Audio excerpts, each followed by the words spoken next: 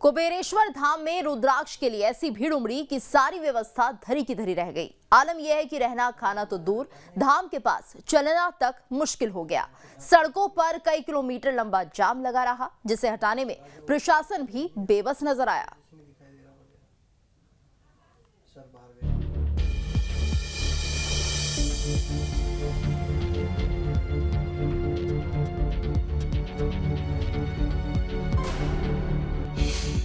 कुबेरेश्वर में बद इंतजाम से लोग परेशान।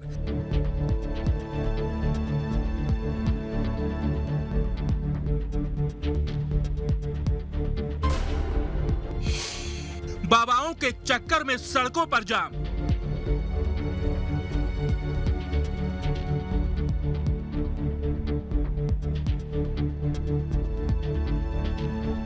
ड्रोन से ली गई इस तस्वीर को देखकर आप अंदाजा लगा लीजिए कि कुबेरेश्वर में कितने लोगों की मौजूदगी है। शायद ही ऐसा कोई कोना हो जहां पर लोगों की भीड़ और कतार नहीं दिख रही हो।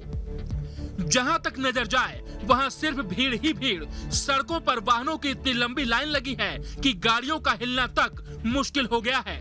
बद इंतजामी का आलम ऐसा है कि रहने की व्यवस्था तो दूर, लोगों को खाना पीना भी मुश्किल हो गया है। बाबा जी ने बोला था उस तरह का कोई प्रबंध नहीं है, कोई नियोजन नहीं है। जैसे बाबा ने सबको आमंत्रित कर आओ, आपका सबका यहाँ व्यवस्था होंगी, सबको खाना पीना रहने की सब सुविधा होगी, वैसी कुछ ही सुविधा नहीं है। कल से सब भूखे प्यासे घूम रहे हैं। क्या हुआ कि पानी भी नहीं मिलता, खाना आना कुछ भी नहीं है, व्यवस्था सब अर्थव्यवस्था है यहाँ पे। और लोग बाग पानी के लिए इधर उधर जा रहे हैं और खुले में शौचालय कर रहे हैं यहाँ पे। रुद्राक्ष मिला है परंतु यहाँ पर जो सेवा करने के लिए आए हैं उसकी कमतरता है। महाराज ने अभी इतने कार्यक्रम हुए हैं, भोपाल इधर, इंदौर इधर वगैरह, तो यहाँ पर बताना था कि भाई हमको सेवा के लिए आदमी चाहिए। रुद्राक्ष नहीं भाई साहब, यहाँ कोई पानी तक की व्यवस्था नहीं है, पानी तक के लिए परेशान है यहाँ। मैं अपने हस्बैंड को लेके आई थी, पूरी रात इन्हें ढूंढना पड़ा है, बिछड़ गए हम और न रुद्राक्ष मिला है। भीड़ की अफरा तफरी में एक महिला और एक बच्चे की मौत हो गई। कई लोग बेहोश हो गए तो कई लोग अस्पताल में भर्ती हो गए। बावजूद इसके बाबा प्रदीप मिश्रा को कोई व्यवस्था नहीं नजर आई। जिस रुद्राक्ष के लिए लोग टूट पड़े उसकी महिमा भी बताई।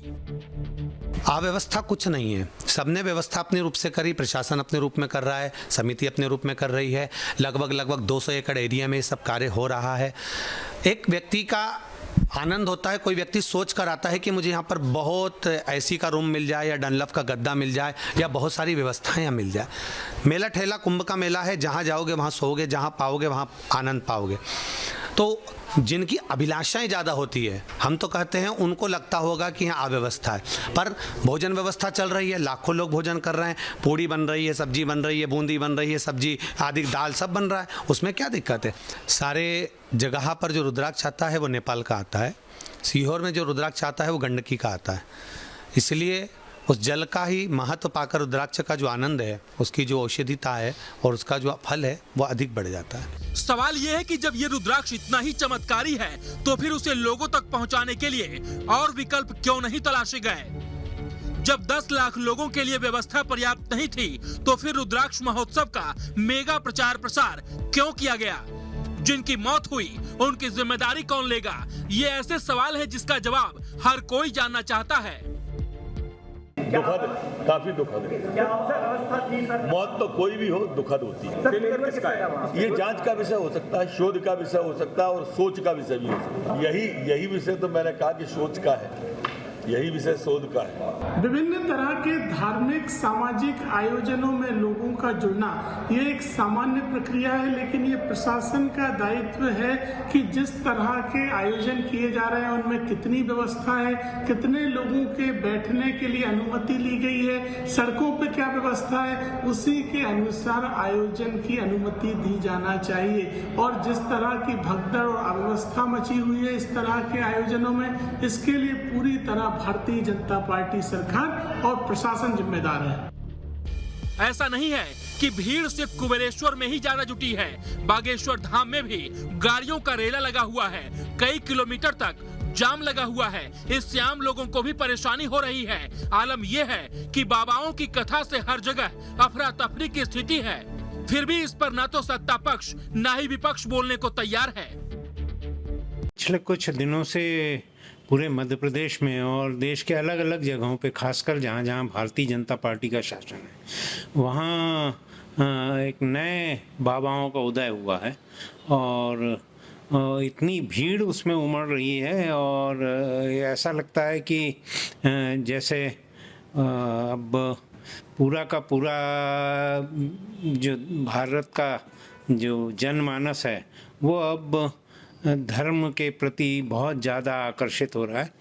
तो इसके पीछे एक तो सबसे बड़ा कारण ये है कि ये अंधविश्वास लोगों का, दूसरा ये है कि ऐसे बाबाओं का उदय बिना राज सत्ता के संरक्षण में नहीं होता है।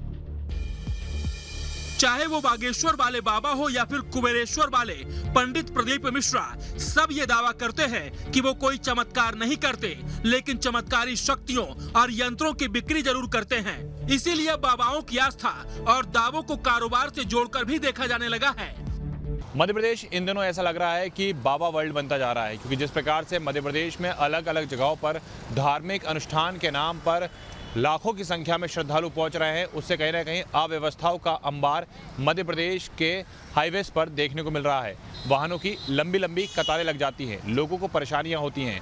इतना ही नहीं, अब तो बाबा सवालों के माध्यम से एक दूसरे पर आरोप प्रत्यारोप भी लगा रहे हैं। ऐसे में सवाल ये उठता है कि जब अव्यवस्थाएं होती हैं तो आखिर उसका जिम्मेदार कौन होता है। वहीं विश्वास और अंधविश्वास को लेकर लगातार जो सवाल हैं वो खड़े होते हैं। जर्नलिस्ट प्रदीप के साथ जितेंद्र शर्मा, न्यूज़ स्टेट भोपाल। खबर तो ये है कि बाबाओं का बोलबाला बढ़ता जा रहा है, व्यवस्था पर सवाल उठ रहे हैं, लेकिन सियासी दल बोलने को तैयार नहीं है। शायद नेता चुनावी साल के दबाव में है।